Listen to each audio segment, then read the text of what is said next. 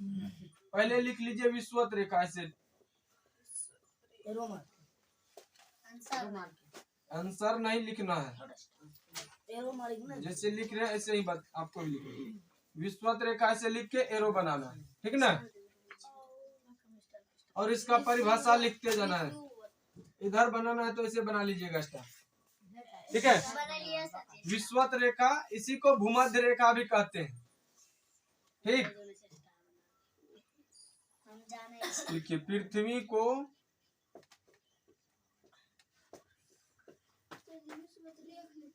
रेखा, लिखिए पृथ्वी को दो बराबर भागों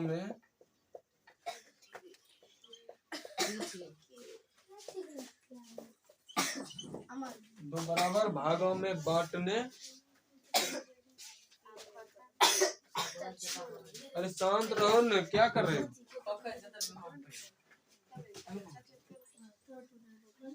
फिर तब बाहर कर देंगे, वीडियो से देख करके लिखना है सबको, ठीक ना।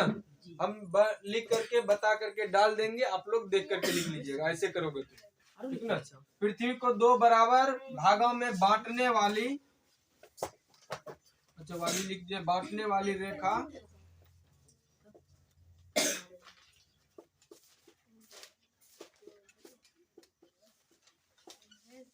विषुवत रेखा। क्या कर रहे हो जी, विषुवत रेखा या फिर भूमध्य रेखा भी कहते हैं।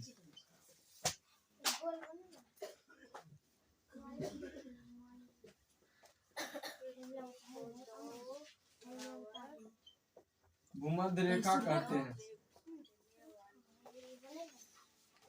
विषुवत रेखा हो गया, उसके बाद अक्षांश रेखा है, फटाफट उतारिए।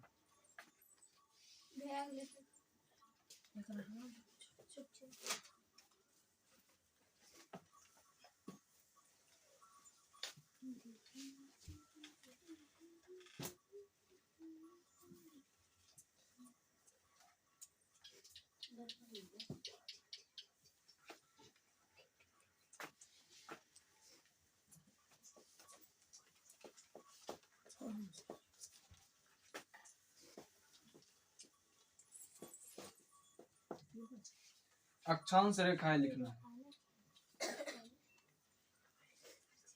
अक्षांश रेखाएं बता दिए, याद है किसी को। लिखिए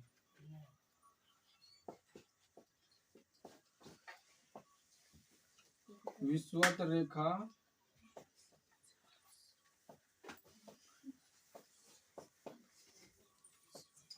विषुवत रेखा के समांतर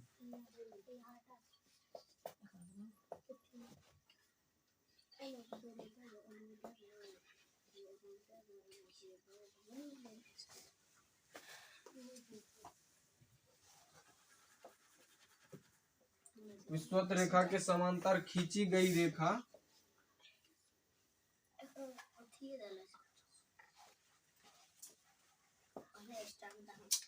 क्या कर रही है।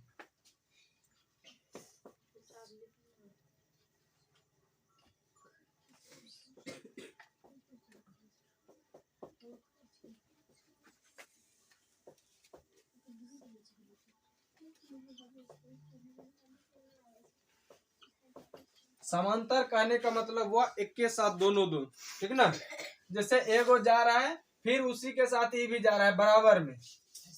जिस लाइन में एक आदमी जा रहा है उसी तरह दूसरा भी जाना शुरू कर दे तो उसको समांतर कहते हैं, ठीक ना।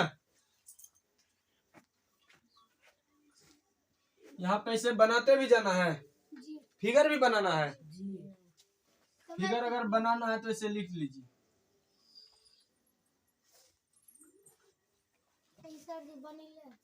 हाँ बना लिए हैं, आगे जो नहीं बना।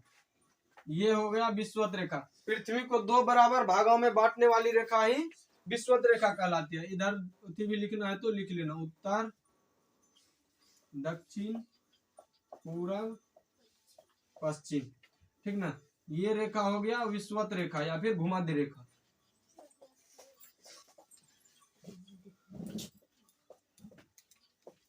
और इसी के समांतर जो रेखा खींची जाती है, ठीक ना, इस सब को बोलते हैं अक्षांश रेखाएं।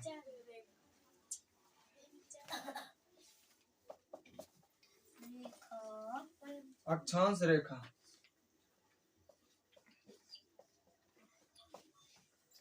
ऐसे बना लेना, ठीक ना।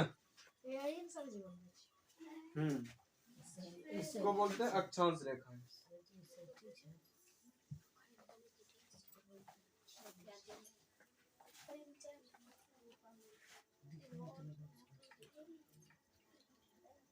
चलिए उतारिए फटाफट,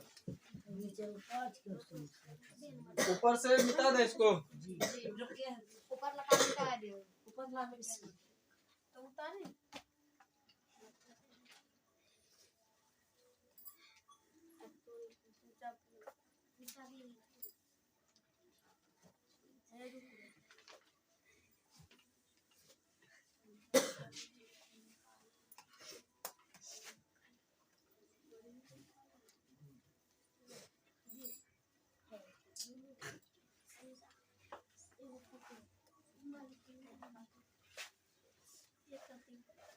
अक्षांश रेखाओं के बाद आपको कर्क रेखा मकर रेखा भी पढ़ना है, यही ठीक ना।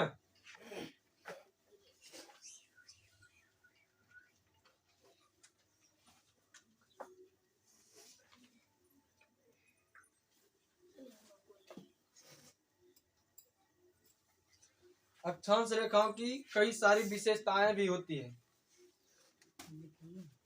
विशेषताएं भी लिख देते हैं। ये हमेशा पूर्व से पश्चिम की दिशा में ही खींचा जाता है। अक्षांश रेखाएं जो है ना, ये हमेशा पूर्व से पश्चिम दिशा में ही खींचा जाएगा, ठीक ना।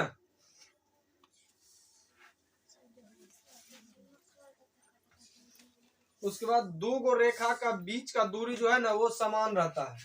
जैसे ऐसे रेखा हुआ ना, ये पृथ्वी, ये हो गया आपका विषुवत रेखा। इन दोनों रेखाओं को अगर यहाँ से खींचते हैं ना तो दूसरा रेखा इसके बराबर दूरी पर ही खींचा जाएगा। ये दूरी सब समान होता है, समझे। इस सब का दूरी जो है बराबर होती है अक्षांश रेखाओं की। ये फिगर तो आपने बना ही लिए हैं जी, बना लिए। चलिए यही सब इसकी विशेषता केवल लिखना है। अब हेडिंग बनाना है अक्षांश रेखाओं की विशेषताएं। क्या विशेषता होती है? गप नहीं कीजिए, गप नहीं कीजिए, बोल रहे ना।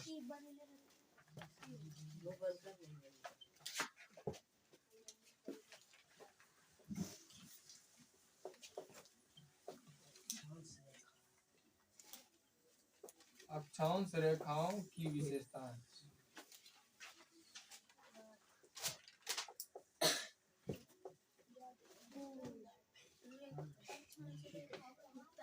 अक्षांश रेखाओं की विशेषताएं।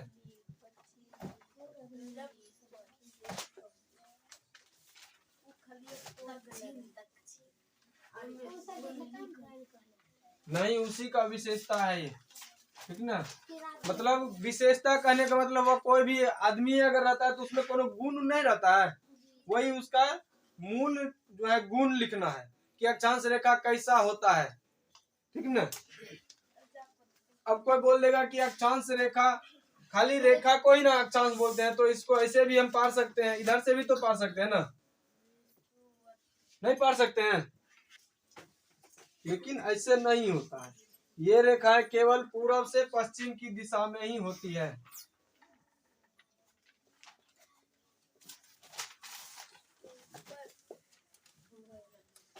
ये रेखाएं पूर्व से पश्चिम,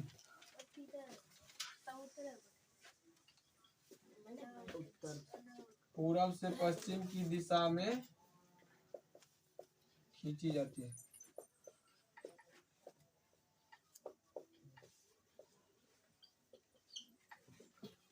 उसके बाद नंबर 2 में लिखना है दोनों के बीच का दूरी समान होता है।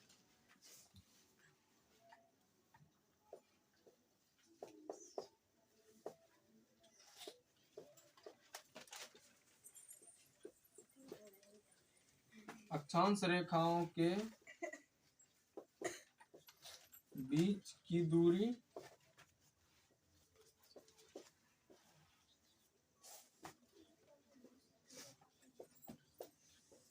समान होती है।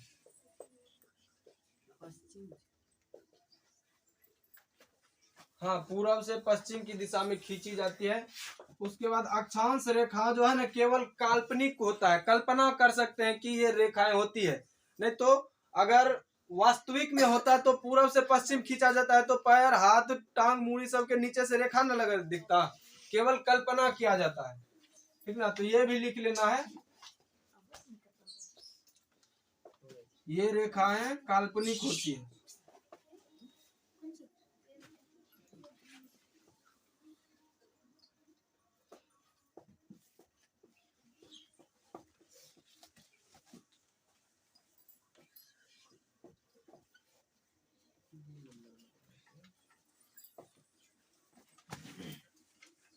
ये रेखाएं काल्पनिक होती है, केवल कल्पना किया जाता है। ठीक ना,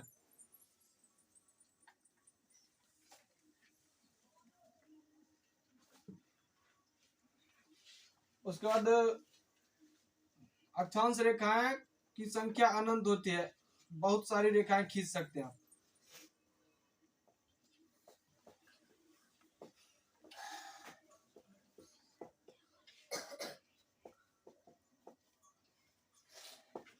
इसकी संख्याएं